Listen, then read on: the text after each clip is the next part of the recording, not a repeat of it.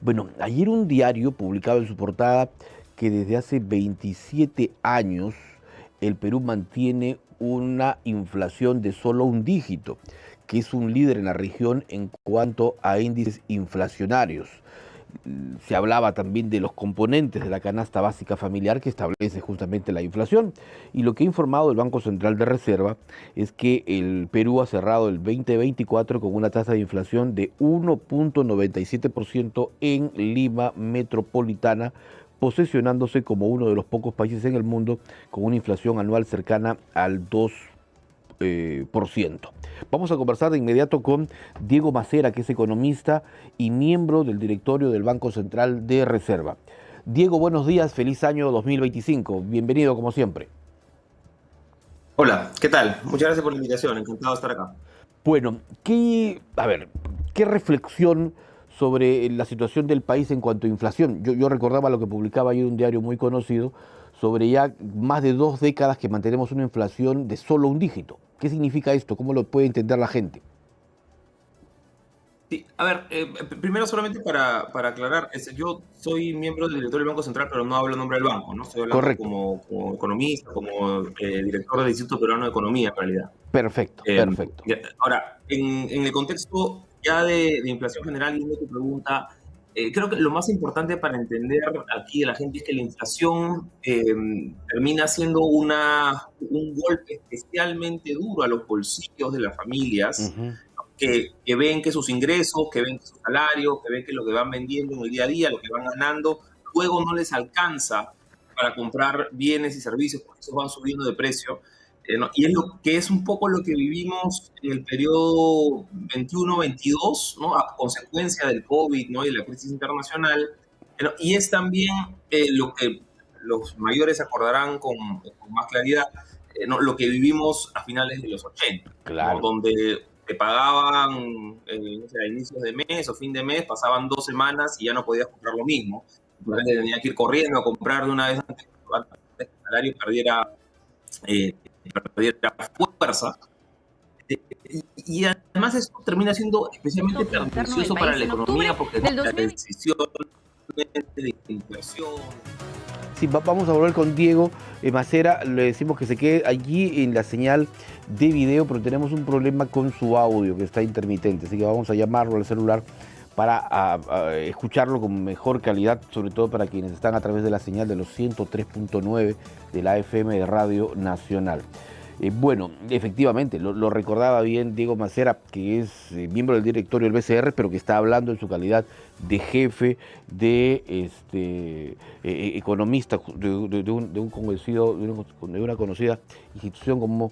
y hay que decir esto, efectivamente, los años 80 fueron durísimos, sobre todo los finales, en cuanto a inflación.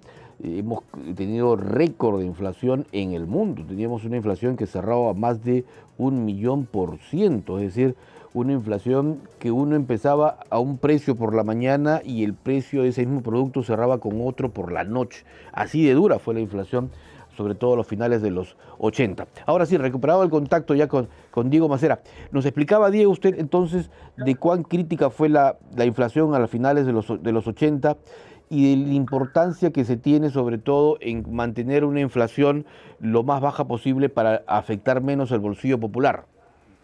Sí, no, y para afectar menos el bolsillo popular, Y para cuatro, y favorecer las acumuló. decisiones de consumo de las familias, de inversión de las familias, de inversión de las empresas, cómo negocio los salarios, cuánto tengo que cobrar por los bienes que vendo, todas esas decisiones se distorsionan, se opacan, la inflación es como una niebla Ujú. sobre la economía total, que nos oculta cuáles son los precios reales de los bienes y servicios. Entonces, al final, terminamos todos siendo más pobres cuando tenemos una inflación desbocada, como sucedió en los 80, ¿no? Y como le ha pasado a otras economías de la región de forma más reciente, en Argentina, que ya tiene más bajo control, Venezuela.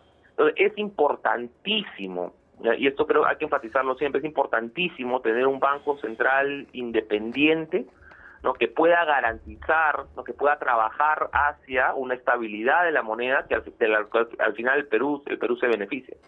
Correcto. Ahora, el hecho de tener esta inflación de poco menos del 2% implica que, a ver, la posibilidad los recursos adquisitivos de la gente puedan ser mejores. Pero, ¿cómo lo ven los inversionistas también para poder poner su plata en el Perú, poder desarrollar, digamos, trabajos, poder levantar empresas? ¿Esto tiene algún grado de importancia al momento de tomar una decisión de invertir en un país? Sí, por supuesto. O sea, tú quieres saber que cuando tú inviertes hoy, no, tú esperas un retorno después de un año, después de 2 años, después de 3 años, ya dependiendo de la inversión que hagas, ¿no? Y tú quieres saber que esa rentabilidad que vas a tener, no, la plata que vas a recibir por esa rentabilidad, todavía pues vas a poder cambiarla por bienes y servicios, va a valer bastante. Si tú tienes inflación, la rentabilidad que yo voy a recibir en 2, 3 años y está todavía en soles, yo no sé por cuánto va a valer el sol, yo no sé, me genera mucho más incertidumbre, ¿no? ¿Cómo voy a recibir yo el retorno? Claro. Entonces, fíjate, por ejemplo, pensando en un inversionista internacional, ¿no? que quiere luego recibir su plata en dólares, ¿no? que recibe en soles acá, pero después la cambia a dólares, ¿no? Y es importantísimo el tipo de cambio estable que hemos tenido.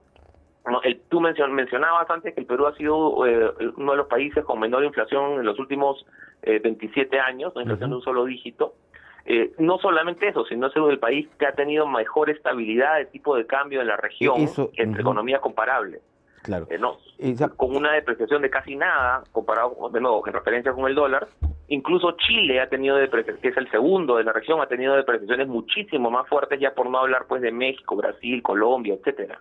O sea, el sol es una moneda fuerte en la actualidad, ¿no? Digamos, a tal punto que en Bolivia, si para la gente lo puede entender, Bolivia, que es un país que está en crisis ahora, no lo consigue dólares y se está utilizando el sol peruano para poder, digamos, tener una garantía, una fortaleza que permita que esa plata que tiene los bolivianos no se deprecien y por eso están cambiando su plata en soles. Esto es un ejemplo que tiene el Perú frente a otros países. Sí, por supuesto, eso es una fortaleza. Tú sabes que tienes un billete de 20 soles y lo guardas, lo dejas en tu billetera, lo dejas guardado. Tú sabes que al año siguiente, ¿no? O acá de repente a 2 años, ese mismo billete de 20 soles que dejaste guardado va a valer todavía bien. De repente no exactamente lo mismo porque hay una leve depreciación, claro. Hay una leve inflación a lo largo del tiempo, pero es más o menos igual, no, sobre todo si lo quieres cambiar después a dólares. ¿No? Esa ha sido por lo menos la historia de lo que va del siglo XXI. No tengo mayor motivo para pensar que vaya a cambiar en el siguiente año o 2. Entonces, eso es algo que no pueden decir otros países de la región, eso es bien importante. O sea, si tú tienes un billete en una moneda, sobre todo de un país como el Perú, ¿no? Que es un país en vías de desarrollo, que es un país además muy abierto, no estamos controlando nosotros tipo de cambio, es un país abierto, es un país sin controles cambiarios, sin controles de capitales, y haber logrado en ese contexto, siendo un país además mediano, chico en la economía global, tener una moneda tan estable como el sol, la verdad que es un súper logro. Bueno, cuando uno viaja al extranjero y ver que cuando uno pasa justamente para hacer el cambio de monedas, entre las monedas figura el sol, es realmente un orgullo, ¿no? Hace 2 o 3 décadas el sol no aparecía ni de vainas, pero ahora uno viaja al extranjero y hay la posibilidad de cambiar en soles. Es muy, muy interesante, demuestra la fortaleza también de nuestro sol. Ahora, yo quería preguntarle, Diego, si el hecho que la inflación se mantenga estable, el dólar también, ¿este es un trabajo más del Ministerio de Economía o del Banco Central de Reserva? Lo que se refiere a inflación, a tipo de cambio, reservas internacionales, eso es principalmente trabajo del Banco Central de Reserva, ¿no? Que felizmente es una institución que se ha mantenido, ¿no?, independiente, se ha mantenido meritocrática, ¿no? Ha creado una estructura institucional suficiente como para atraer a muchos de los mejores economistas del Perú. Y ese, no sé si es un secreto o no es un secreto, pero es lo que nos ha permitido tener esta estabilidad de la moneda en los últimos 25 o 30 años. Ajá, perfecto. Ahora, esto garantiza entonces una estabilidad económica, digamos, asegura que un próximo gobierno va a recibir, te pregunto esto, el próximo gobierno, porque ya en abril deben convocarse elecciones, ¿va a recibir un país estable económicamente? No sé, mira, nada en la vida está garantizado, ¿no? Pero por lo menos de acá hasta el 26, no hay ningún motivo que nos haga pensar que la historia con el Banco Central vaya a cambiar. O sea, el directorio debería mantenerse el mismo, las personas que están trabajando en el banco lo mismo, las políticas que se están siguiendo lo mismo desde hace un cuarto de siglo. Entonces, en principio, a ver, ¿quién te dice que mañana pues no hay otro COVID, Claro. ¿no? Uno nunca sabe. No, pero en principio, no, si todo sigue como viene hasta ahora, el 26 debería recibir el Perú, si la siguiente administración, un país con una moneda estable, no, con una inflación dentro del rango meta. Lo decías antes también, somos uno de los pocos países que está ya dentro del rango meta de inflación. No, y lo importante es seguir construyendo sobre eso.